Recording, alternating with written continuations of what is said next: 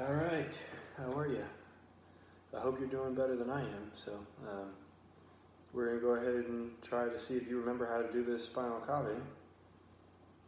Hope you remember it pretty well because I don't know how well this is gonna help you, but good luck. So to start, very important at the beginning, we have to go ahead and put our name on it as the practitioner.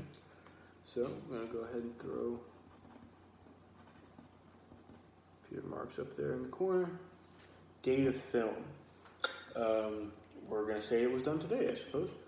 7/5/21. Patient position. Shoot, I don't know, but I'm going to assume that they were standing. I feel like most spinal x-rays are done standing. So we'll say patient position standing, and normally we would have to write on here whether it was a posterior anterior view, but we already have this, you can kind of see it, this L up in here, so this is the left side, so we know that we are looking at the anterior of the patient. So we got that all set. Now on to our next one. Plus you can look at the heart, but you know, I should expect at this point you should know which side the heart is on. That's slightly to the left. I hope you know that. So, now to label the vertebrae. So, this is going to be a little bit harder than on the nice pretty image over there.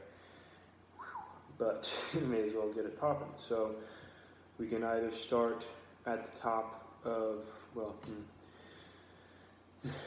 normally I guess you could start at the top, but since we're looking at the anterior of the patient, it's a bit harder to look at the top of the vertebrae since the skull and the mandible and everything is going to block the top of the cervical vertebrae.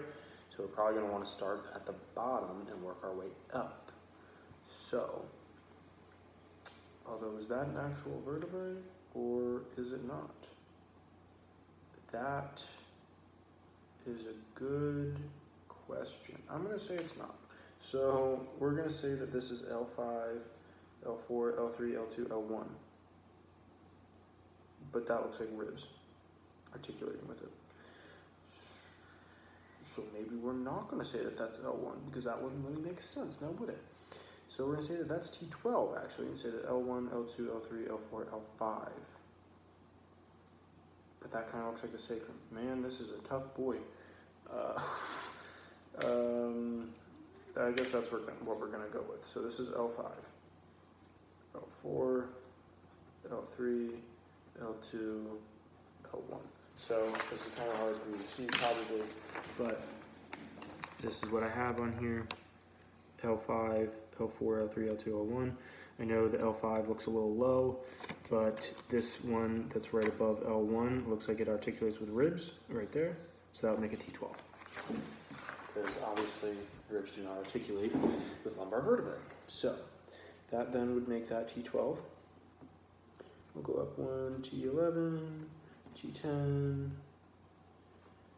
T9, T8, T7, T6, T5, T4. Oh no, that's fine. I'm sorry. I was getting a little confused. T3, T2, T1. And we only have to go to T1, so we can stop there at T1. This is getting a little hard to see, however, so I guess we'll break out the Sharpie. So this is going to be tough to see regardless because, unfortunately, I do not have, whoops, oh god, yikes. I do not have any sort of colored markers here, so I'm relying on a total of 3 colors, and I don't think either of them can actually be seen, well, either, I don't think any of them can actually be seen particularly well, so, you know, yikes, but we're gonna make it, I hope. So, we'll just go over all of these, make these a bit easier to see. There we go. much easier to see with Sharpie. Ta-da. Now, I guess we could have done C7, but that's completely unnecessary. So labeling is all done. What's the next step? Establish the center line. So we're going to want to bisect S1. Don't we also bisect T1? I think we do. I believe that's how we determine decompensation. Oh, well, it says C7, but I think we use T1. Well, yeah, I think it's the same. So we're going to want to bisect both the sacrum, well, technically S1, I guess, but I don't know how the heck you're going to tell S1 versus S2 and all the other fused vertebrae on this X-ray. Okay. Also, ideally, you would have a yardstick for this. I do not. I have this folder as my straight edge. So I'm gonna have to draw it and then position it again, draw it again. So, is it gonna be straight? Probably not, but we're gonna do our best, I suppose. Yikes. So we'll start with bisecting S1. We'll start by going right in the middle of the sacrum, or at least doing our best to do so. Man, this is just, actually, I don't know why I'm doing that. I need my goni, which I should have already had pouched. That's what I mean.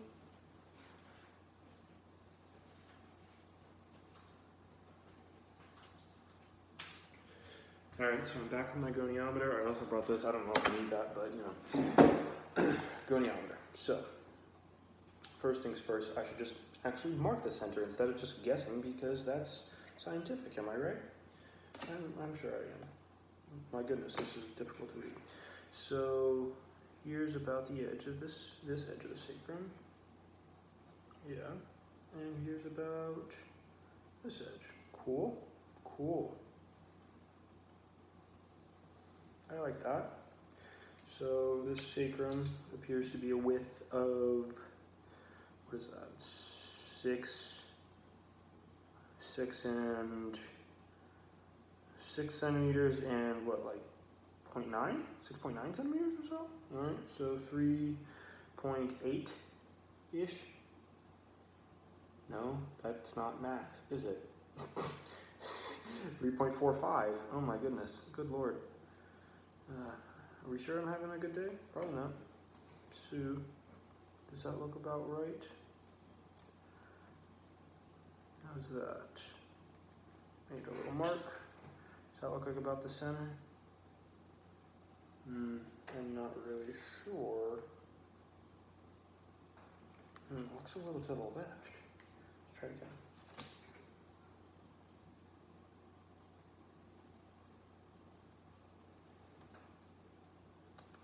Yeah, it does look a little to the left. Let's try this. How's about that? Alright, that's a bit better.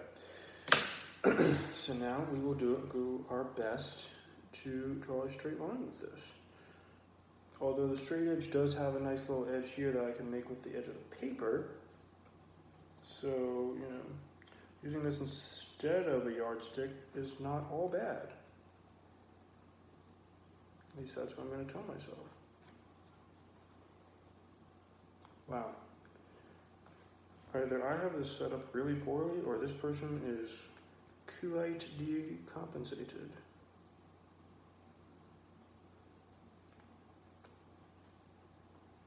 I'm leaning towards the second one. Well, maybe a mix. Alright, how's that?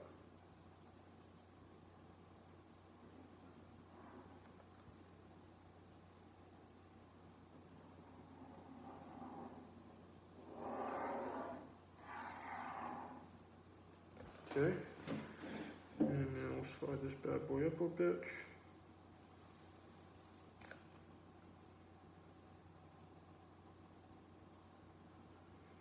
I also did not realize I have a dent in this stupid folder. So that, whoops. Probably should have just taken a yardstick, but Well, it looks like it's actually through the center of the face, so that's not that bad, I suppose. Oh, maybe it's actually compensated. Huh. It does look like it's right about through the center of T1. But there's our line. It's kind of hard to see. You can see through the face a bit easier. But there's our line through S1. So now we will measure the middle of T1 and see if this is compensated. At first it looked like it was going to be terrible, but I guess that's just a trick of the eye, or maybe I'm just an idiot. I really hope Miss Crawford likes this voiceover I'm giving. So T1 looks like it's about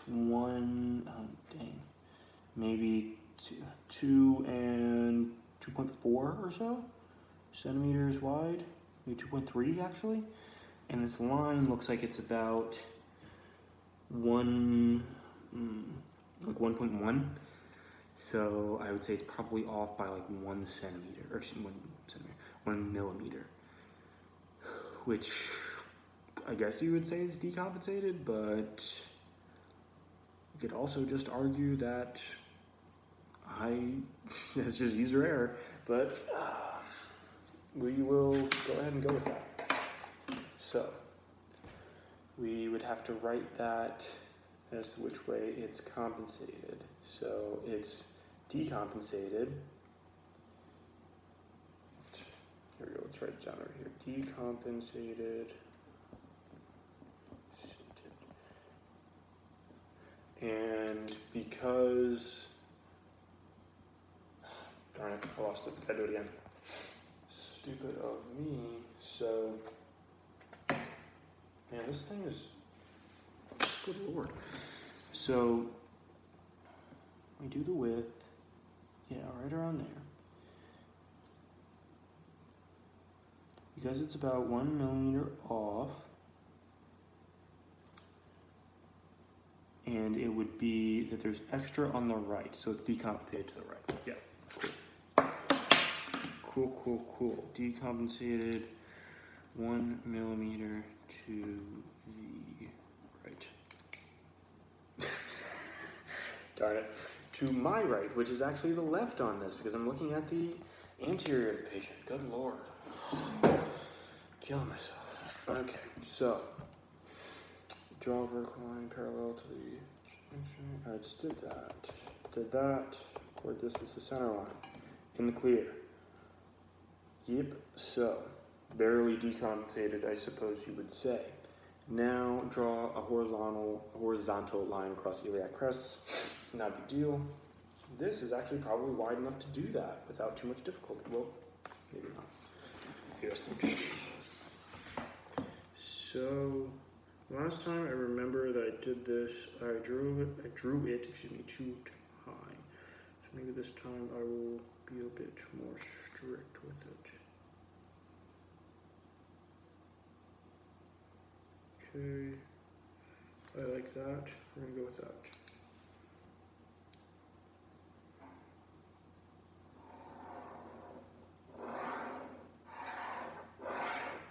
How is that? What do we think? Wow, that is really slanty. Oh my goodness.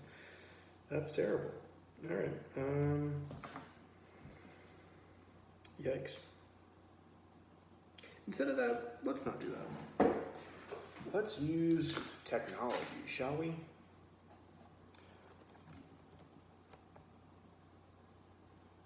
Well, actually, I guess it's not really my fault if the pelvis is oblique.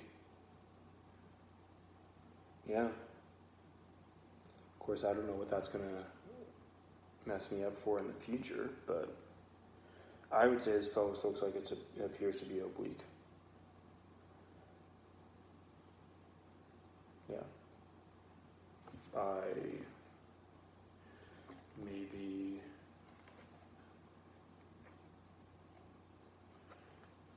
this, I don't know what is wrong with me. I'm trying to read this goniometer. I cannot do it.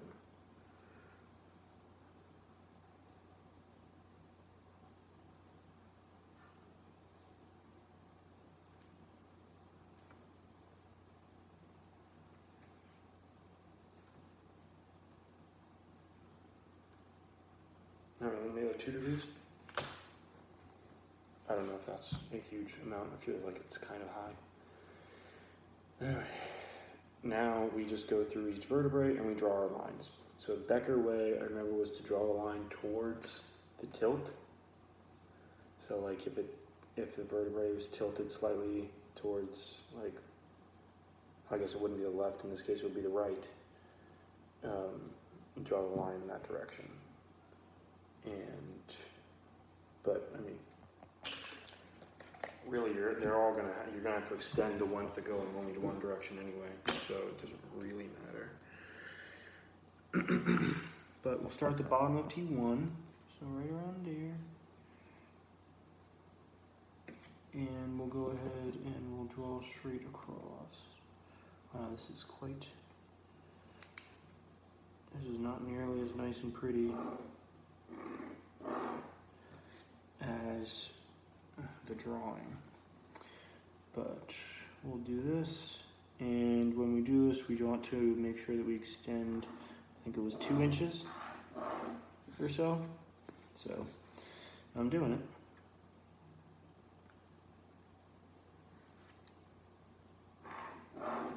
I feel like this is not going to be as nice as my first one.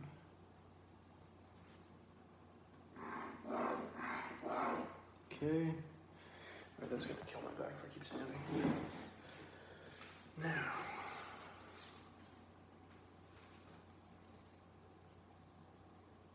I just can't see it. Alright, there we go. Probably shouldn't have done this in the kitchen. Okay. There we go. We are moving right along. So that's T6. I think I'm making these a bit too long. Yeah, oh well. T7.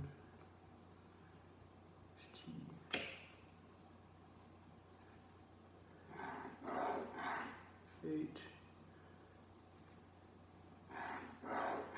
T9.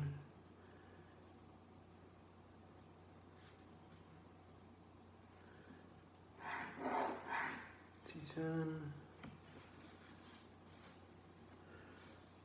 Either this curve is pretty aggressive or I have no idea what I'm doing. T11. I can't see anything. Okay, now let's try this. T12.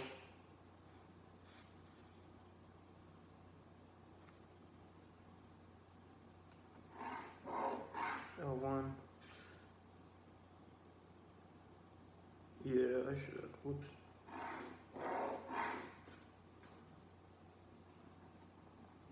This is not professional. Probably shouldn't have done this in pen either. Well, I mean, I kind of had to. And now L2. L3. We are wrapping it up. L4. And L5, which I can't even really see, my man. Wow. How you're able to see the bottom of that one. I guess like that. I still feel like that's the sacrum. I really do. Like, but whatever. I feel like it has to be.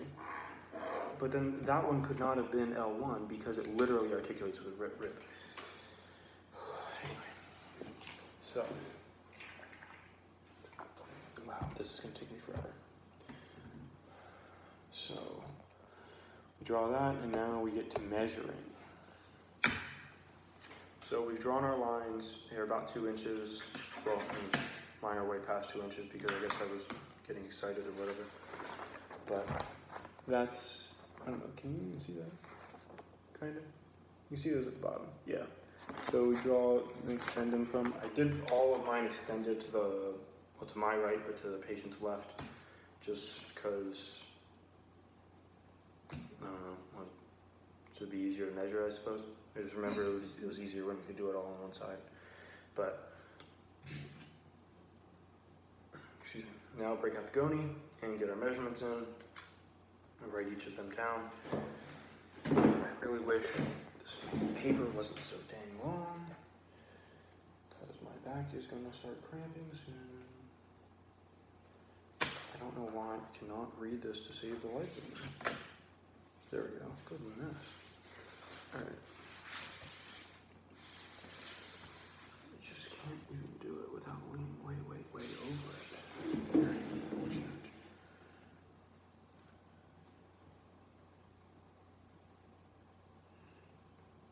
Okay.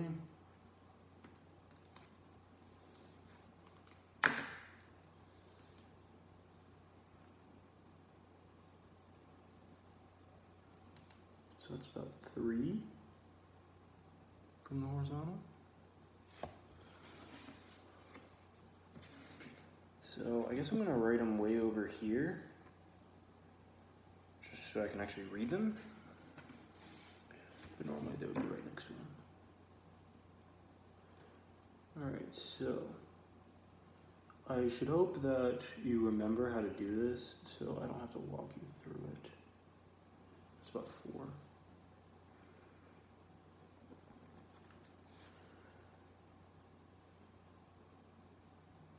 Because like basically this is like geometry stuff, and like we learned this in high school. You can do it, promise. And that is, wow, it's a bit more. Okay, 2. It's like 7. Alrighty.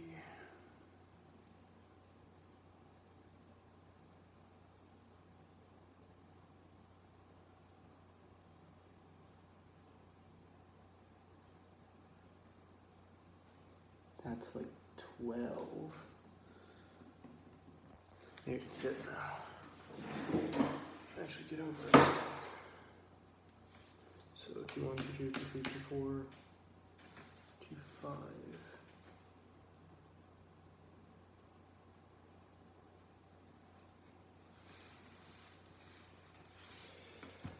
Man, I do not like how I situated this at all. Oh my goodness. For the love of God. This is gonna be an hour-long video. Oh my goodness, I really do not like this. Anyway. Yeah, we're just gonna do that. We're gonna do that. Makes it a lot easier. Great.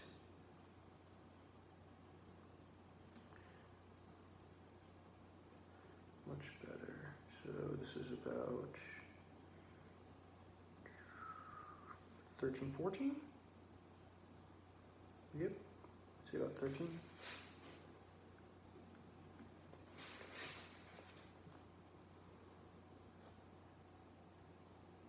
Oh, I probably should have determined which one was the apex by now, but I guess this is kind of part of that.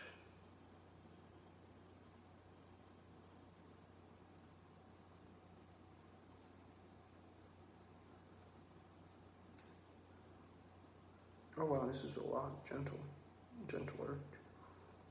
Sounds like 4. Interesting. I wonder if T7 is less. It's either T6 or it's T7, which is the apex of this curve. Ooh, it looks like it's T7. Yeah, because that's like, what, 2? Yeah. That's 2. So yeah, it's T7. Cool, just like that one was. I don't think they're actually the same.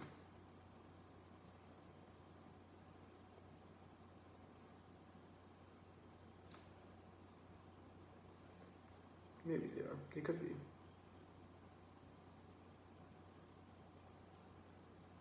If they are, then I've been getting these answers way off.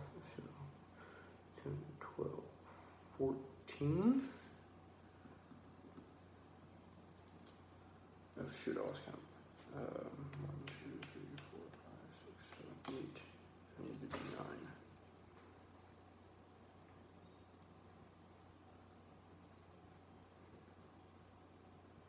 Alright, T9. That is, wow, 19.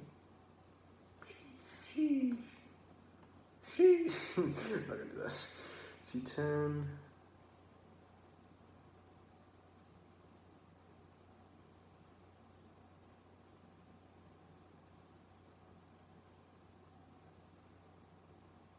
Wow, it's kind of hard to see. There we go, T10. That is like right on the dot at 20. Nice. T11, this one's got to be gentler, right? Or not. Really?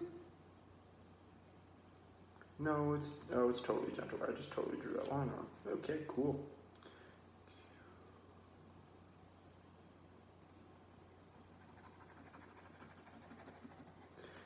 Disregard that.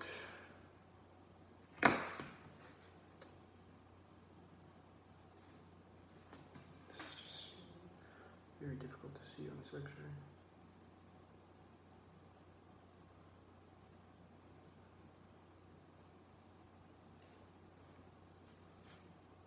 No, actually, maybe it is right in line with T10. It looks like it's stacked right on top. Almost looks like it's fused. So maybe it is.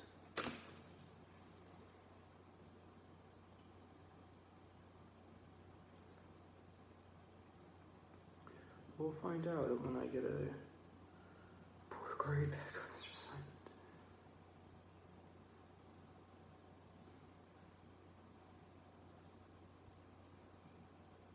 Sounds like 20. T12. This is a gentler boy. Right.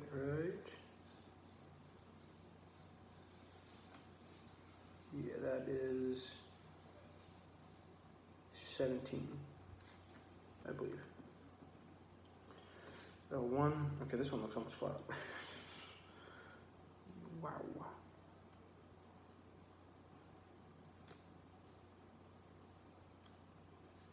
Yeah, this legitimately looks like 1 degree. But that doesn't look like 1 degree. L2 looks flat. I haven't stared at this thing too darn long. Yeah, I feel like that's wrong.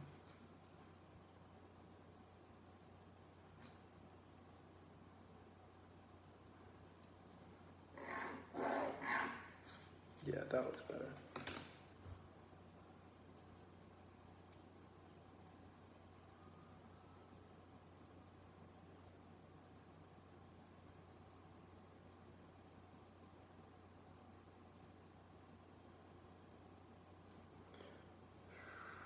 Four?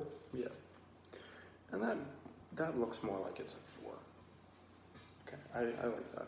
L2 looks like it's going to be our apex for our second curve. Yeah, because that bad boy is like, what, like 1? Yeah, I'd say 1. L3, how are we doing?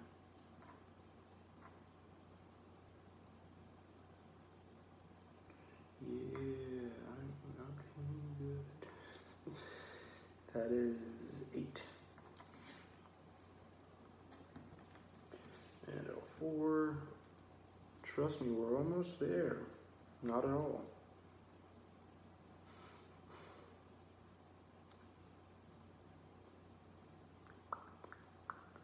Alright, L4. That's 7. I think. Yeah, I like that. 7. And this L5, like, I still don't really feel like this is supposed to be L5. It just doesn't look right. But yeah, that looks like completely level. Like that's, I don't, but yeah. All right, so we drew all of our ones. So I have all of our measurements on the side. I kind of punched them really bad over there, but you know, I have them and I have them in order, so I just have to count down to make sure I know which one is which. And now we have our apex or null point. Null point is if there isn't an apex and there's just like 2 vertebrae. One is like almost like this, slanted, and one is like this, slanted, and it just took the middle.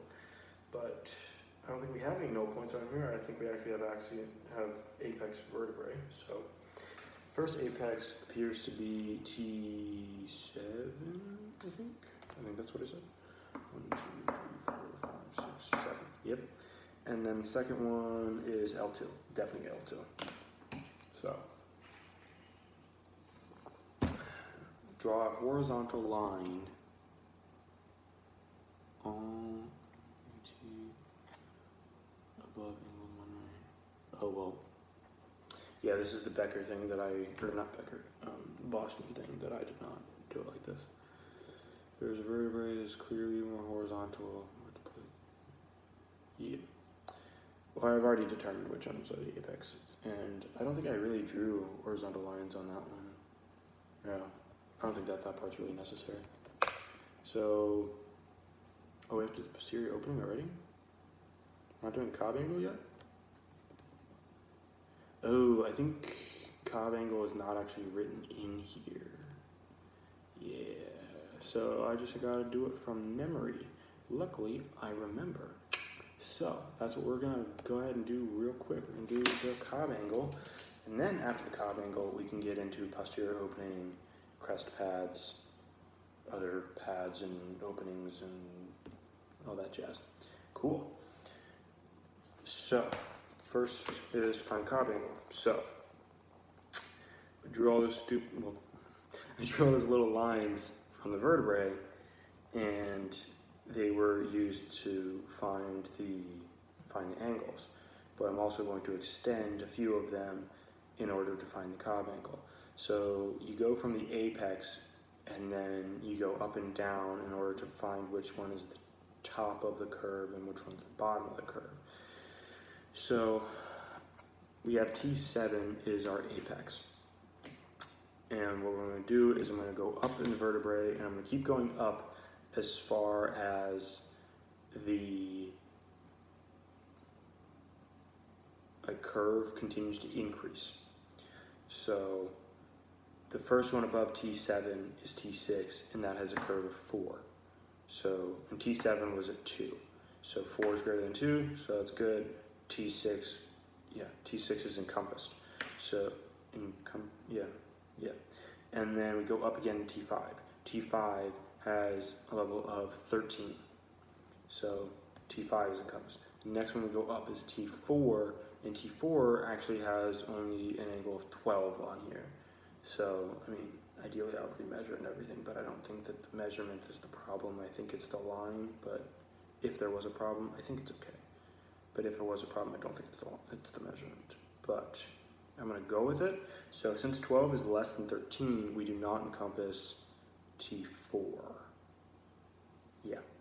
So T7 was the apex. T6 had an angle of 4, which is greater than T7.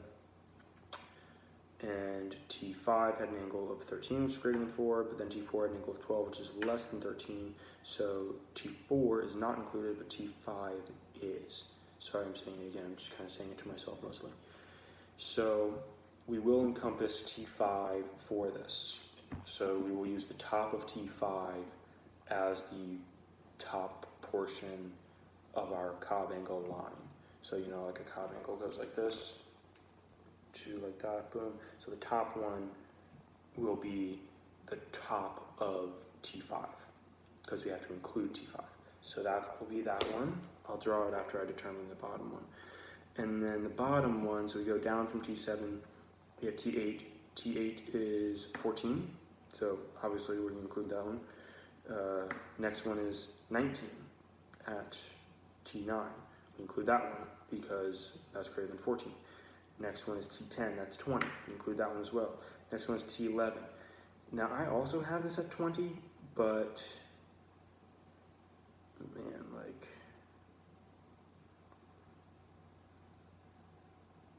that's interesting. So because of that, that's a little like sus. But I think I'm gonna not include T11. T8, T9, T10. Yeah, because T11 was the one I was a little bit cautious about as to how big this angle actually was, and I thought that I might have been slightly overestimating it. And since it's exactly the same as 20 and I might be slightly overestimating it, I'm gonna bet that it's slightly below there and does not need to be encompassed. So we will then use the bottom of T10. So we'll use the top of T5 and the bottom of T10. So that'll be our boundaries for the Cobb angle, and we will draw these bad boys out.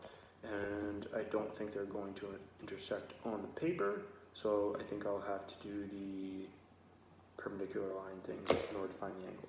So, to start, so I said the top of T5 and the bottom of T10. So bottom of T10 is already kind of drawn, so we will just extend it all the way to the edge of the paper.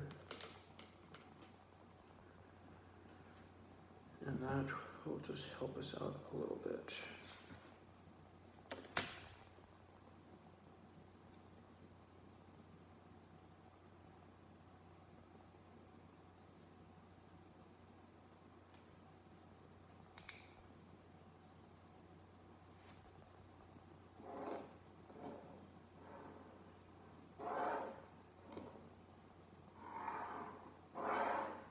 All right, bottom of T10.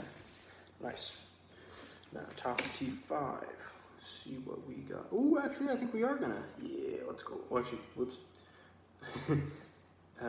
That is not the top of T5. That's the bottom of T5, and that does not count. Did I use the?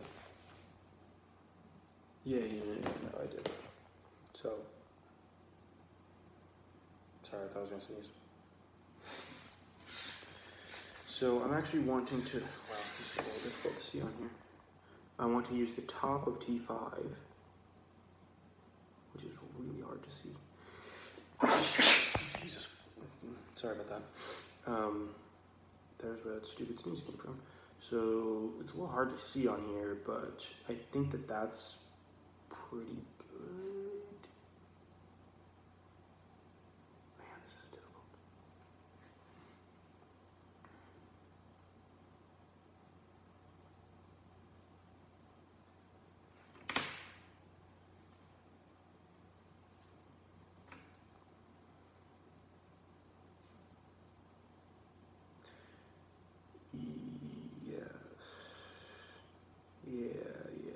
I think that's good. Okay, cool. So we will take this and extend this out as far as the end. Ooh, we just barely make it. That's awesome, because I didn't kind of not want to draw the perpendicular lines. Cool. Yeah, baby, that's what I'm talking about.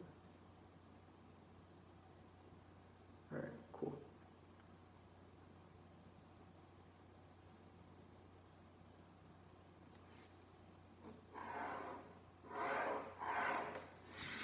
That looks good. I think it looks pretty good. I like the way it looks. So here's our little, wow, very teeny tiny. So we barely made it on the edge of the paper, but we did make it. So it's right there. That's our Cobb angle going from the top of T5 and the bottom of T10. It's really hard to see on here, but hopefully you understand the words that I'm saying. Do you understand the words that are coming out of my mouth? So, and you do it from there. And hopefully in the future you get some, I don't know, highlighters or something that can actually write on this for the love. So, now we measure this Cobb angle and see what it is. And then we will draw the curve in the other direction for the lumbar, because the lumbar curves in the other direction. And we'll find the Cobb angle there. And we'll write both of those down. And then we can do pads and all that jazz. See if I can finish this before 10 o'clock. Ooh, maybe not. So,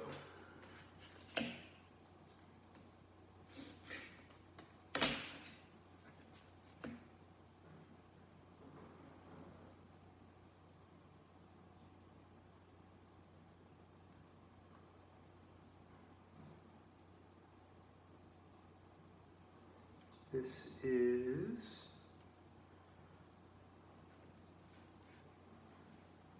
wow, I probably should not have done it like this. So it's 180 minus 1. Wow, I Let's see. There we go.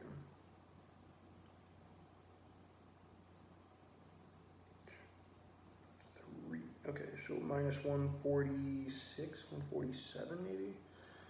I really wish I did not do this with an overhead light.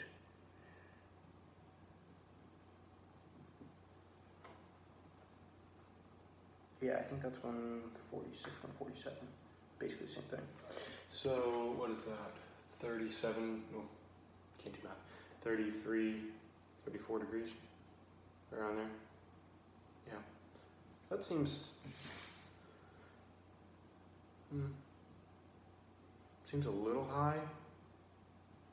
Well, maybe not. The curve is definitely significant, but I don't know if I'd say it's 37. How is this one? Well, actually, that looks kind of similar to that one. So, yeah, I guess we'll say that thoracic, first curve, well, actually, I didn't write down any of those things. So, what I should have done earlier is after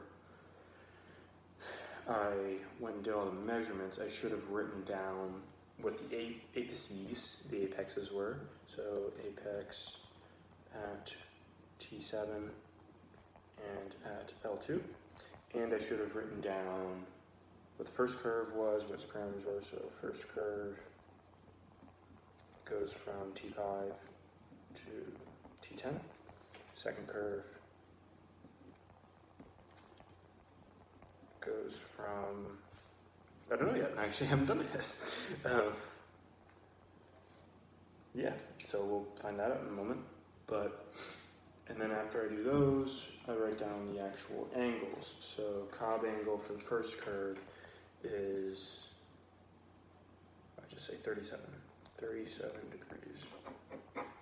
And now with the second curve, and then we'll write all those things down. And then I think that's the last thing to actually write down on here. Right. Yeah, I think it is. Cool. And then we just do the pads and all that jazz, which took me like, I don't know, a year when I was doing it in class. So hopefully we'll do a little better. Okay, so yeah. So we'll just determine where the second curve goes from. So second curve is out, the apex is obviously L2. We discussed that. So like, because not only is it, I'm pretty sure it's the most lateral. I would say it's the most lateral, but not only is it that, it's also it has the least angle, like it's the most level. So it's a double.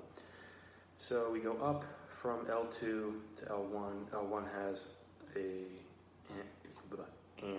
angle of 4 degrees. We go to T12. T12 is an angle of 17. That's up, included. T11 has an angle of, this is where we get a little hairy, but I was wagering that it was a little bit lower than 20, so we'll say that it's a little lower than 20, so it's probably like 19 and a half-ish, something like that. Obviously still up, we still include it. T10, I have it as 20, so I will include it, but T9 is 19, I definitely will not include T9. So we'll say that it goes from T10. So we'll say that it starts at T10, and it goes until there's the bottom of the curve. So we go from L2 to L3. L3 is 8, then L4 is only 7. So I'm saying that the bottom of this curve only stops at L3, which feels very quick. But, you know, I wrote it down, so it's on there. We're going with it.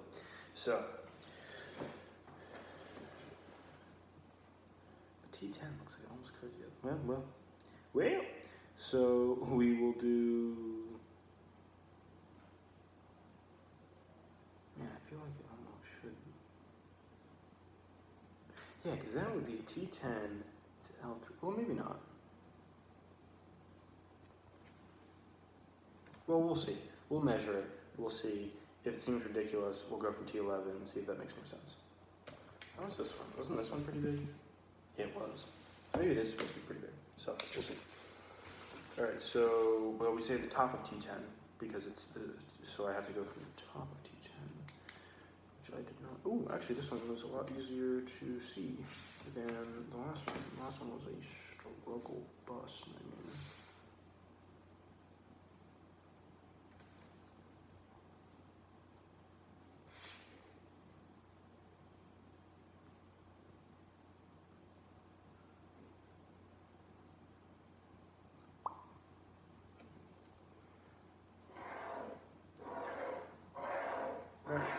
top of T10.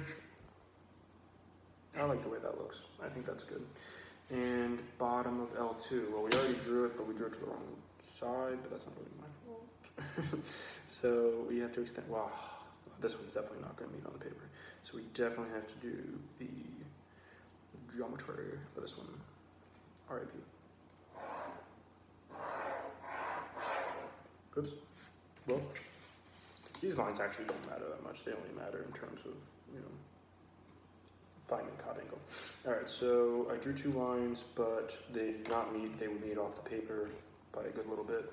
So we have to draw our lines perpendicular to them. So that looks pretty darn good, if you ask me.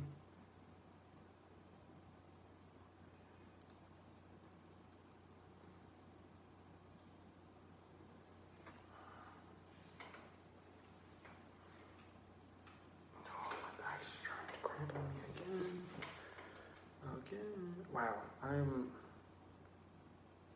yikes. Just slide this back a little bit, and that makes a lot more sense, doesn't it?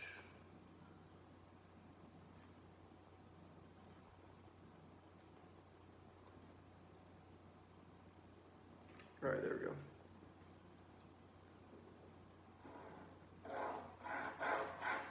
Okay, there's our first one. And now we draw our second one, which I will draw here. Boom. That's so short. Maybe I'll do it this way.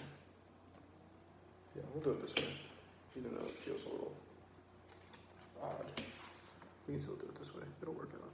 It will work out.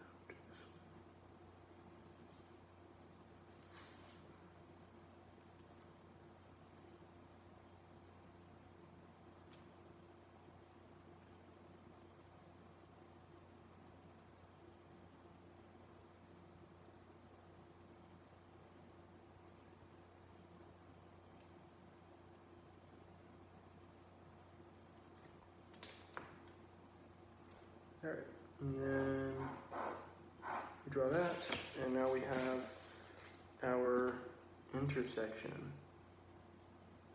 Oh, all right, sorry. I was just looking at something and that did not look right for a moment, but now it does, so.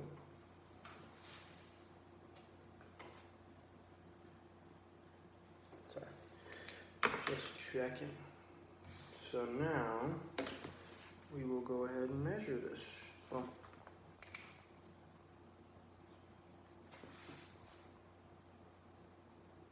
put a little dot in the middle. That intersection. Right like that. Boom. Boom.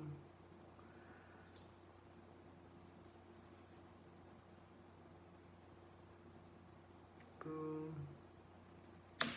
Whoops. Well, that sucked. Kind of screwed me up a little bit on the end.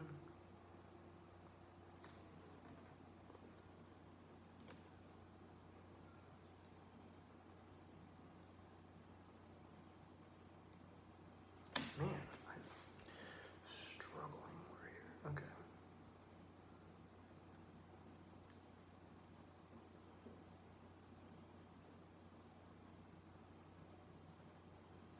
Okay, I like that. So that is, never mind.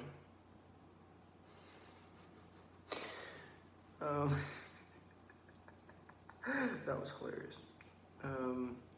Measure from the wrong one. So, okay, this actually is not very big. This is like 22. I think it's bigger than that.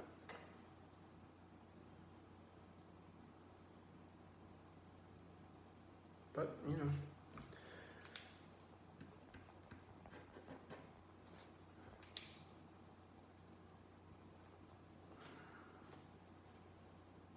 See, it looks like that one, but that one was 45, which seems big.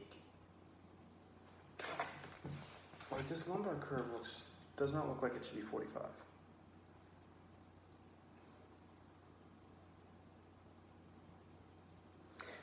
It's L4, which is really sharp on this one, which is not even included on this one because it's too low. L3 doesn't look nearly as sharp. Well, we can't change that. So, alright. I mean, I was pretty sure that they would be different, so watch them turn out to be the same.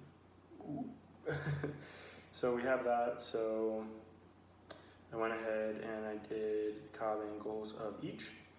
So now it's time to do the pads, which will be really difficult to see on here, but I guess we're gonna try our best. Man, you barely even see the ribs on this X-ray, man. I don't know what this person's problem was right in the middle, but you just can't even see the ribs. This is an anterior view too. Like, yeah, the lungs, but aren't the ribs in front of it? Wouldn't it have blocked it? I don't know, I'm not a radiologist. Okay, so we have to do parallel vertical lines to establish the posterior opening, and they have to be the width of L5. All right, so L5 width shouldn't be too difficult. L5 width is right around, what's that, 3 and, oops, 3 and a half-ish? No, it's a little bit more than half. 3.6? 7? I think it's 3.7 centimeters. Centimeters, yeah.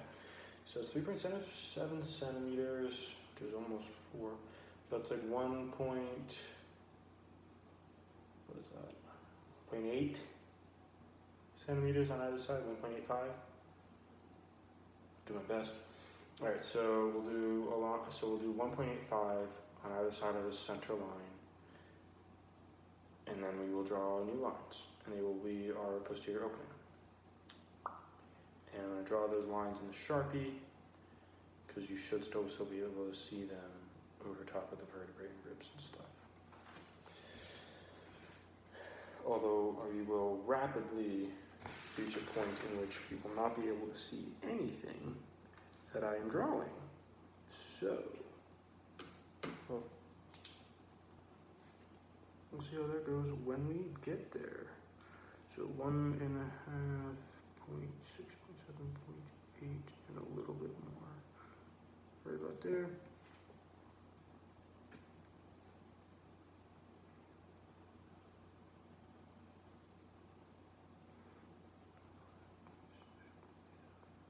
Well, let me see.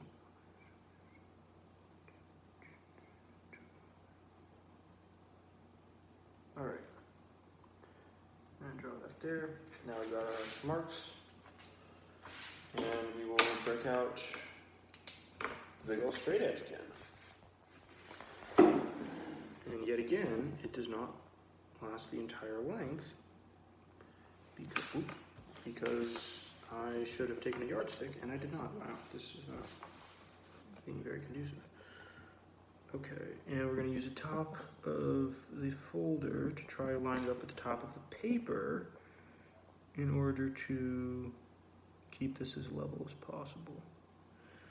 Okay, oh, dang, okay. I am pretty satisfied with that. I just need a little bit more. Boom, I like it. Well, need a little bit less actually.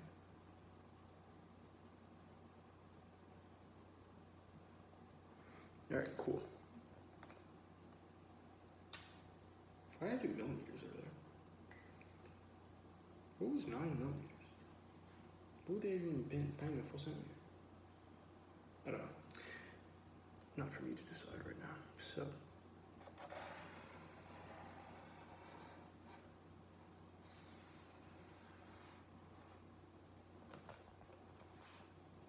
That was pretty good, except for the little wobbles from this folder. I think I put too much stuff in it.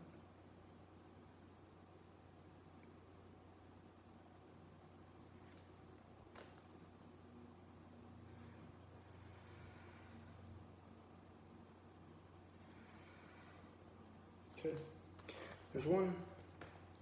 And time for number 2.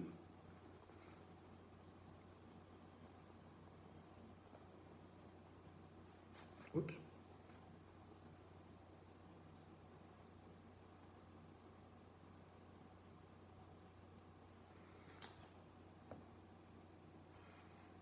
Oops. Oops.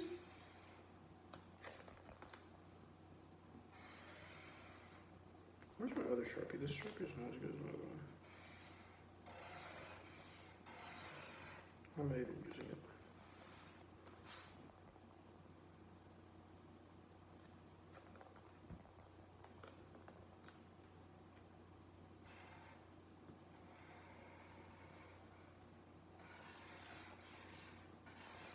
All right, there we go. Posterior opening. I will grab another Sharpie though if I can find it.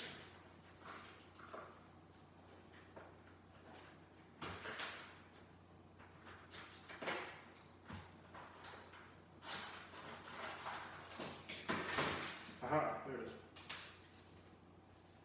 Well, maybe it's not, maybe it's better. We'll see.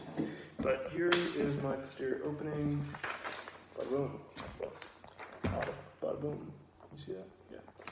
So posterior opening, so that means whenever I'm drawing posterior, well, things that will be on the posterior of this device, I need to not cross through there because there won't be anything there. But when I'm drawing the anterior, I can. So, cool. Posterior opening. Now crest pads. So these are the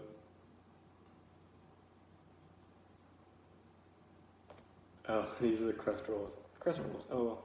So these are like just below the ribs and also centered on the L2, L3 disc space. Okay, cool.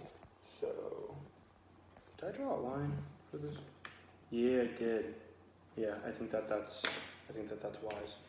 So we draw a line straight across the L2, L3 disc space just because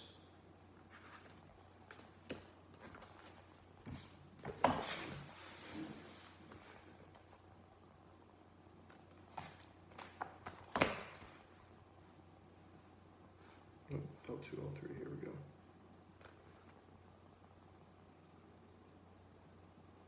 We draw it there just because that way we can have a nice clean center for each one of the crescent rolls.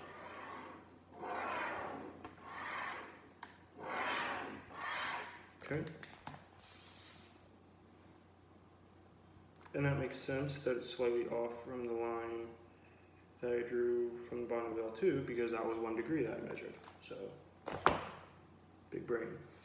All right, so there's our line, and now it's time for our crescent rolls. So, this actually looks like it should be lower. Yeah, I didn't really draw that. Darn it. Kind of have to do it again. It's a good line, it's just not exactly where it should be. So I should really do it more like here, which means, yeah, that's better. Oh. There we go. Ooh, we're coming up on the hour mark. Let's go. So that's a better line. I mean, it's just a straight, but it's a better line because now it's, darn it. It's still not as good of a line as it should be. Why do I keep encroaching upwards? I don't know what is wrong with me.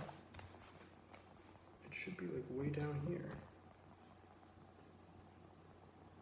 Good thing that these lines don't really matter that much because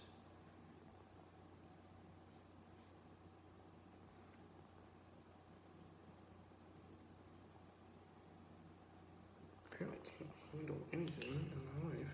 So there we go. That's how it's supposed to be. Cool. Because now that's actually slightly below the bottom rib. Yay, hooray, that's what we wanted. Cool. So, now we're gonna make a pad. well, not sort of pad, crescent roll, so it's just like a C shape, and you just come in just underneath that rib and just try to make sure that it's symmetrical both on each side and like top and bottom. Like it's not like super high up here and just barely down there. You want to use this actually as a midline. That's kind of the idea. Anyway.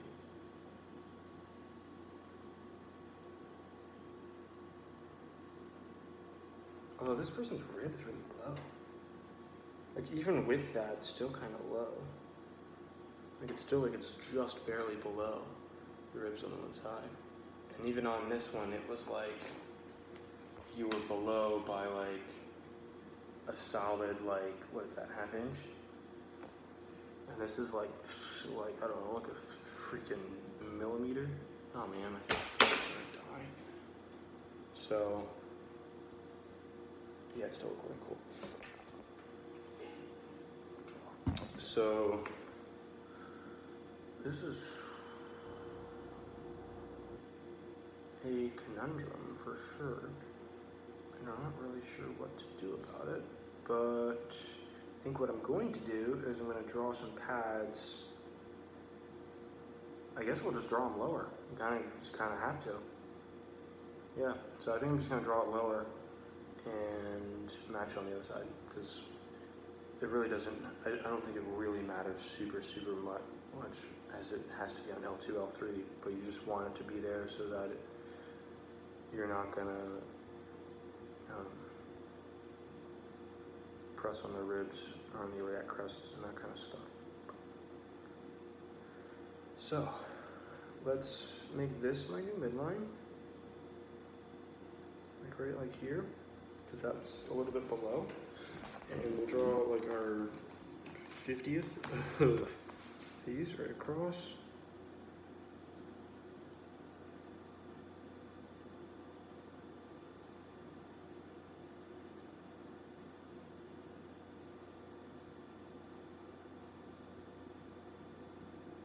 There we go. I like that. Cool. So we drew that. And now we'll use that as our midline. And we'll just come in nice and easy like so.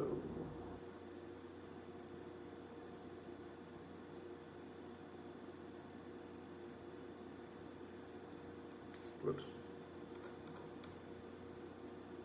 It's a little hard to see because I have 8,000 lines above it, but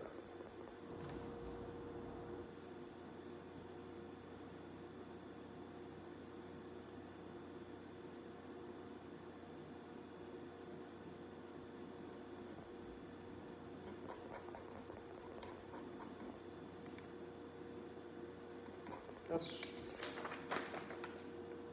not too bad. It's really hard to see because I don't have anything I can write on this, but I don't think I can see this at all in there on that video.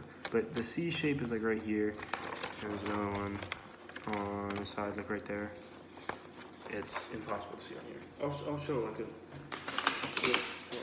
whatever. On this one that I did, that's the C shape, and there it is too. So, and that's how it's supposed to be. Like it's supposed to come in like that, where it's like just underneath that rib, and then just match it on the other side. So, it's good doing practice with an X-ray because this is way harder. And what I'm gonna actually have to do, because they're not all gonna look like that. So we did that, did the crescent rolls, very nice. And now it's time for some pad boys. So we're gonna first do trochanter pad to be laterally located on the side toward which L5 tilts. Well, L5 doesn't tilt on mine. So that's interesting.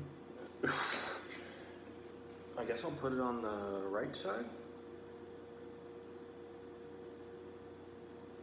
Now that I'm looking at this, this definitely has some rotation. Because that crest does not look like that iliac crest. Maybe I'll put it on the left. Because the top of L5 kind of looks like it's going to the left. I'm gonna put it on the left. No, not. Yes. Yeah, I'll put it on the left. I'll put it on the left. Okay, cool. So we'll put it on the left. It's gonna be laterally located on the side with well, why didn't you just tell me it was on the side with axillary extension? That would have made this easier. Okay, on the side decomposition. That also makes it easier. Cool.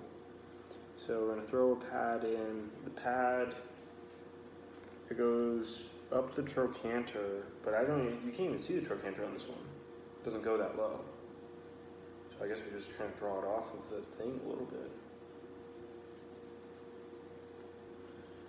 Yeah, I suppose we do. Yeah, it's supposed to be like way down here, but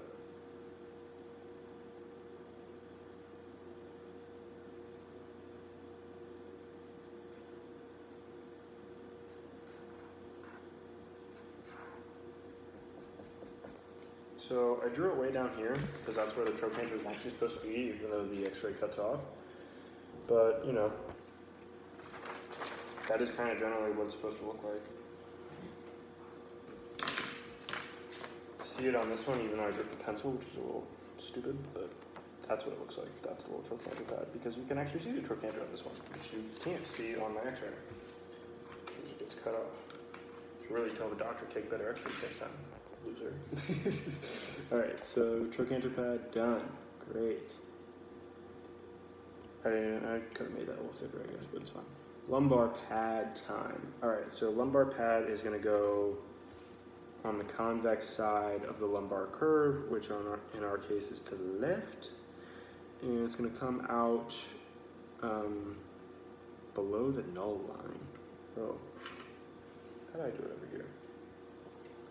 Oh, yeah.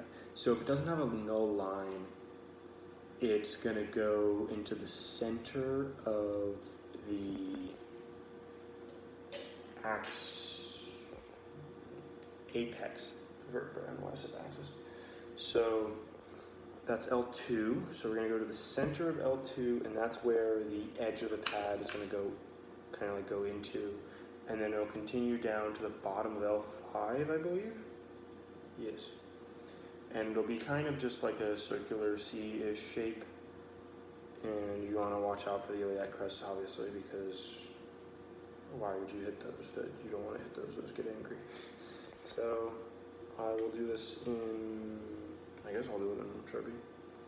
So here's the middle of L2, and I'll come out.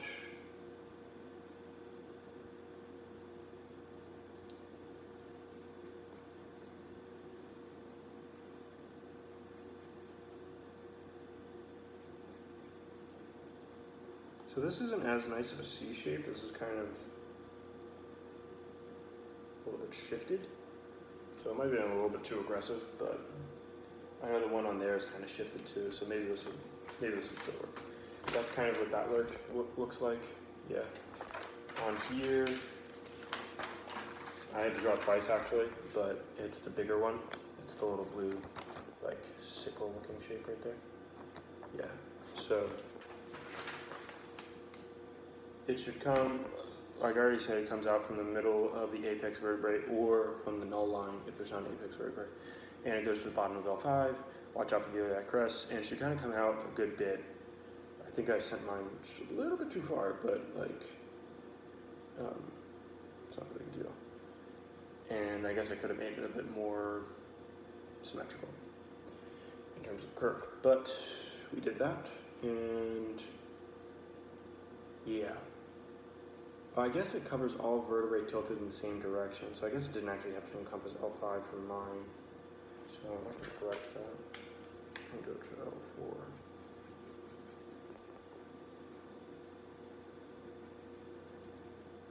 That makes it look a little bit better.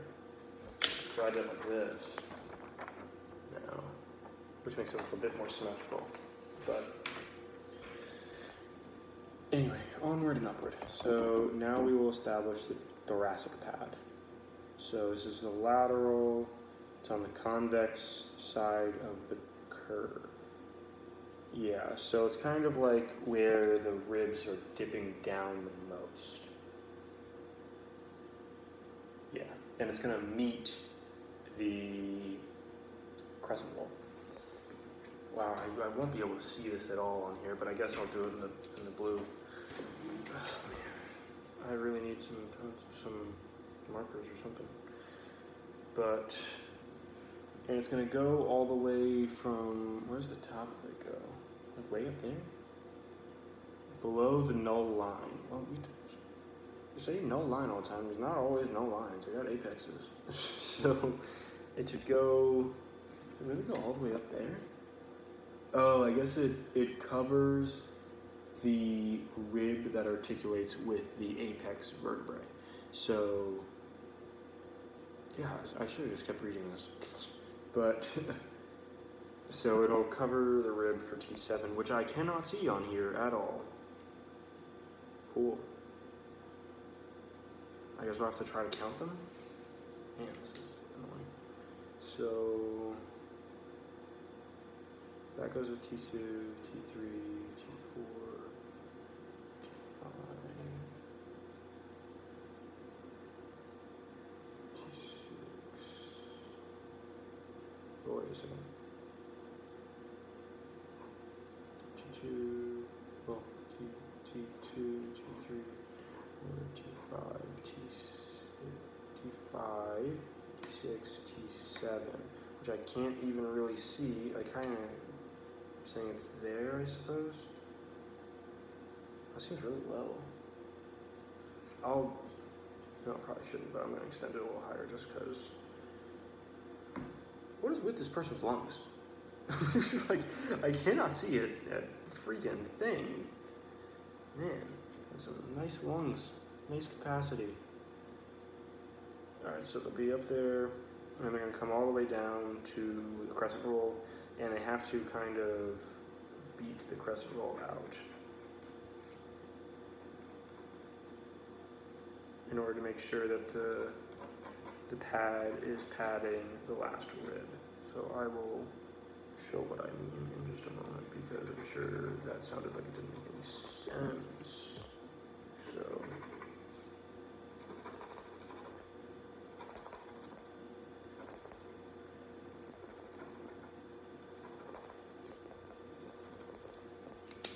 Yeah, you won't be able to see that on here at all. So instead of looking at that, we'll look at this one. So this is the thoracic pad right there. So it actually, it's really hard to see, but like it has to beat out this crescent roll because we don't want the crescent roll to be hitting this rib. So there's a little wedge that beats it out kind of. I don't know if you kind of understand what I'm saying.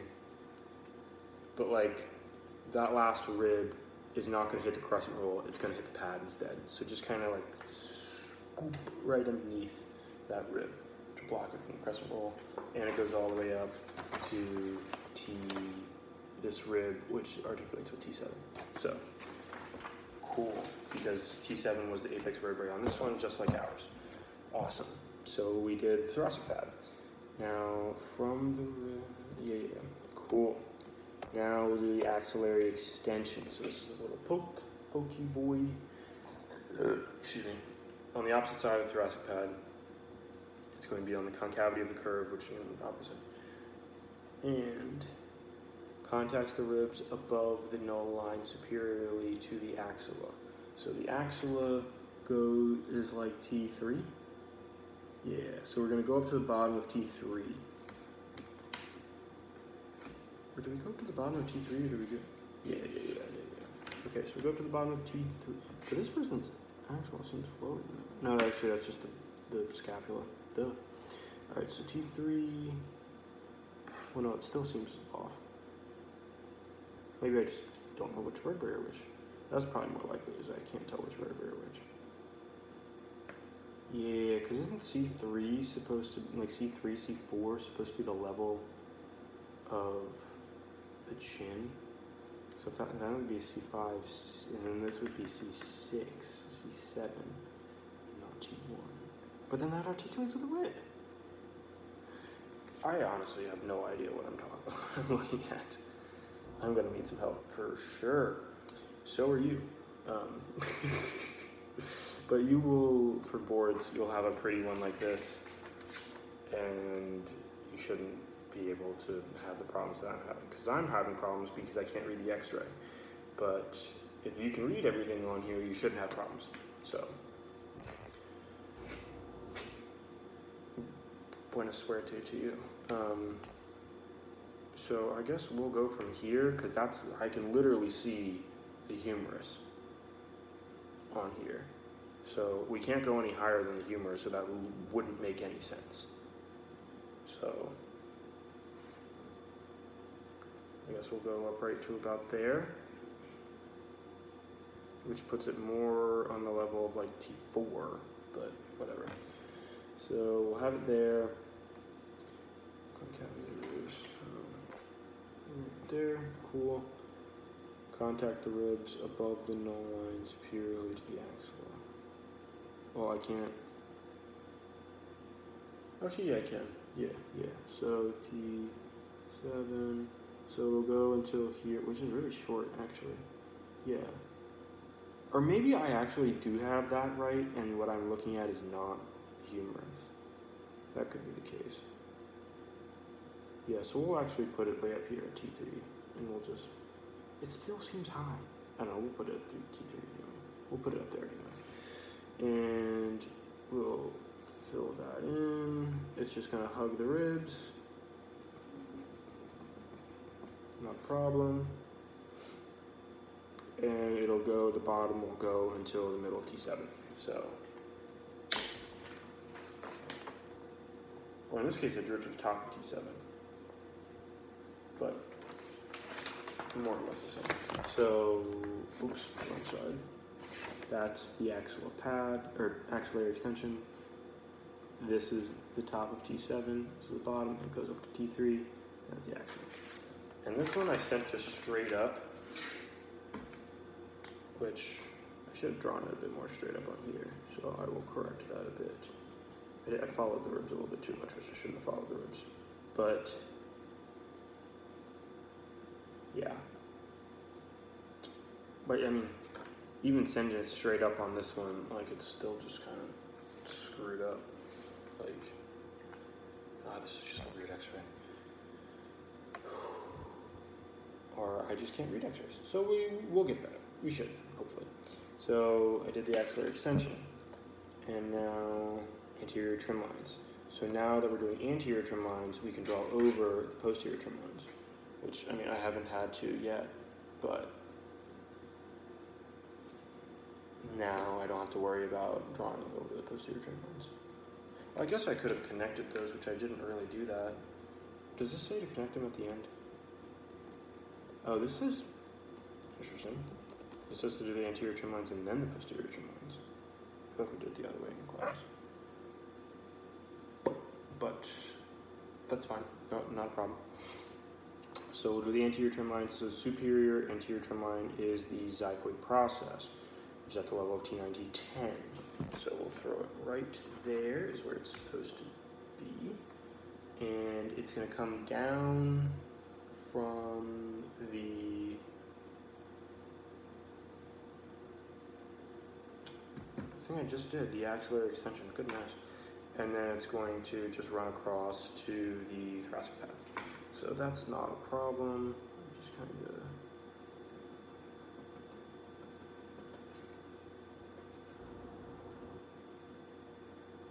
These are supposed to be more spaces in between, but it's okay. So that's what it'll look like this. This dotted green line. It's kind of hard to see on me, but yeah, it'll go down and across to, this is the thoracic pad, and it goes through the level of T9, T10, because that's where the xiphoid process is. So that's where it goes through, and yeah, so cool. That's the anterior trim line, and well, the superior anterior trim line. So now the inferior anterior trim line is on the pubic symphysis with relief for rectus femoris, which I don't really remember what we did for relief for rectus femoris. Oh my goodness, I cannot speak. But I mean, you still can't even do it on this one because you can't see any of the pubic symphysis or anything like that. It's totally just off the X-ray. So we will just nice and easy draw a line pretty much straight across. Just, and I mean that line dipped a little bit, but that would be what it's like. The dotted line at the bottom. So we'll just draw straight across. It's easier to see here with the green. Goodness. With the green dotted line. There we go. Now I got some light on here. Yeah. Right across. And it'll come to the top of this trochanter pad. So come to the top of it and go straight across. So we got that. And now posterior trim lines. So superior will be the inferior angle of the scapula, which is T7, T8, I want to say, right? Somebody tell me I'm right.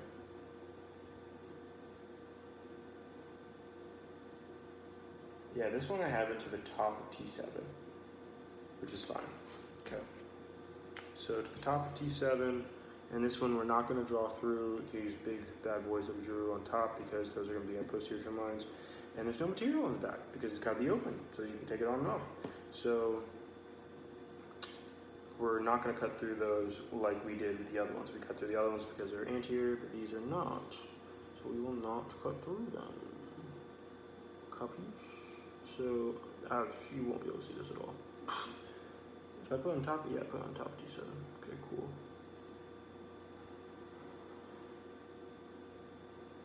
And then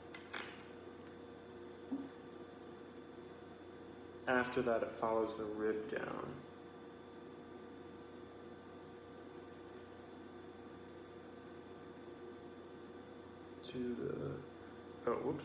To just before the pad. Yeah, okay. And I can extend that to the line, and we're good. Cool. So this is what it'll look like on here. I have to keep showing this one because you can't see anything on this one.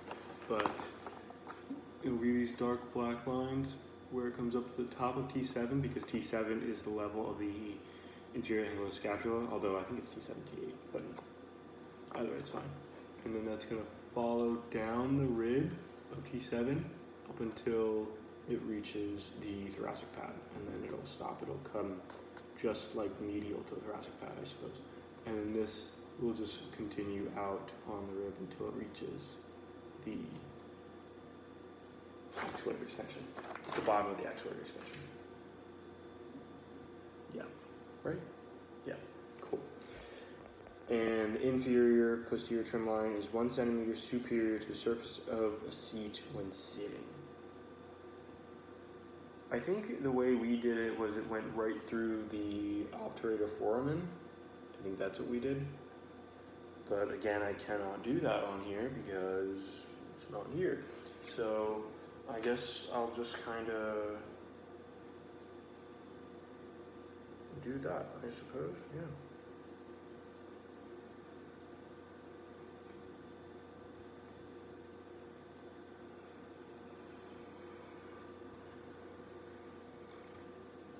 Yeah, so, well, it's starting to look like something. Doesn't look immaculate, but it looks like something. Cool. Sorry, I was getting a little confused. But yeah, that'll go up there, and this one on this side will start up on the outside, and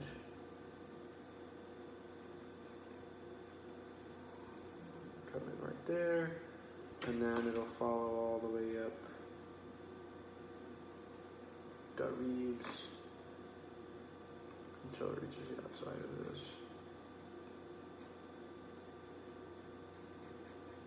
Yep. Alright. I didn't really have to do that, right? I didn't really have to connect those right now, but I did. Oh, son of a... What I said like 1,000 times on this was to not draw through that, and I did anyway. Well, whoops, I didn't on here, so you look at here.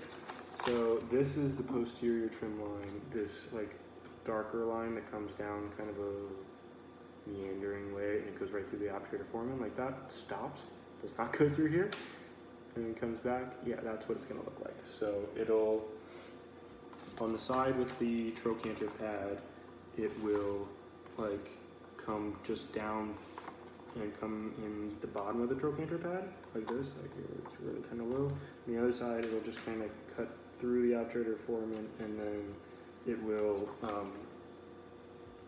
still encompass that, what is that on here? I don't know, whatever this pointy thing in the pelvis is. I don't know exactly what that is on here. I don't think it's the ischial tuberosity. You wouldn't be able to really see that from the front, I don't think, but whatever it is, you want to encompass that, don't cut through it, and then just come on the outside and go on the outside of the crust and meet up with the crescent roll. So, yeah. I should probably stop calling it a crescent roll because I don't want to accidentally call it a crescent roll during a HC test. And I think the only thing that's left is the relief.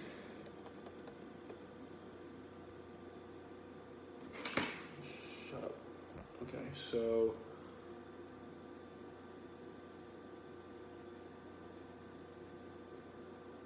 I think that's it.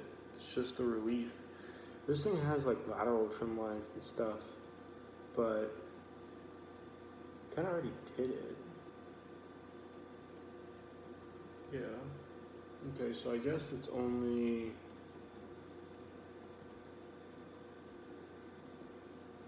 Well, this actually doesn't have it on here. Well, we will go with what's on here then. So it goes down to the bottom of the ribs on the opposite side of the thoracic pad. So here's the thoracic pad. It's going to go on the opposite side. It's going to go up until the top of the thoracic pad, looks like? Yeah, I think so. So top of the thoracic pad, and it's going to go down to the bottom of the rib. Wow, it's really low. Holy heck. Okay, so we'll go all the way down there. And then we'll loop it right there like that. And yeah, that's it. Why didn't that come higher? Oh, I kind of should make that a little sharper.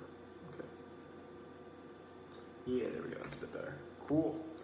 All right, this one looks like a hot mess, but it's done. So we are going to look at this one instead, because we can. And I'm going to flip it around so that you can actually look at it. So, although maybe at this point I will still, oh my goodness, why can't I flip this? Maybe at this point I will still, maybe I can't flip it. Well, all right, well, I guess we'll do it like this. So, cool.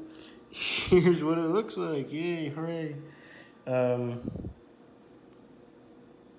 Yeah. So, just pull out a little bit and you can see the whole thing. Yep. Oops. There we go. Take a screenshot of this, although hopefully I will still have this. But yeah. I believe I have everything on the new one, which if you want to see, looks like this mess.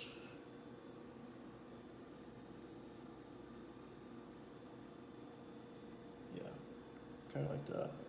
So, yeah, I think that's all of it. Hooray. Yeah. Hope you can do a good job on it, which you should be able to. Memorize those steps, quite a few. But if you can actually see what the heck you're doing, like this, on this one, you should be in the clear. And bring markers with different colors so you don't get confused.